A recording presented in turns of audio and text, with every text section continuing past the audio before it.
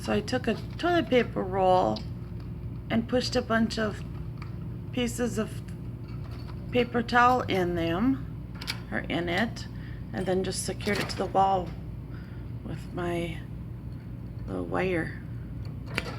You want to come out, don't you? Why don't you tell everybody why you're in there? Normally her door is wide open, except for if she nips at people, then she can't come out. She has to take a time out in there. So she's a little bit cranky that Monkey and Bug left to go visit their dad. So she's upset with just being me. Right. Right, honeys. We missed the boys already, don't we? You can come out of your timeout soon, okay?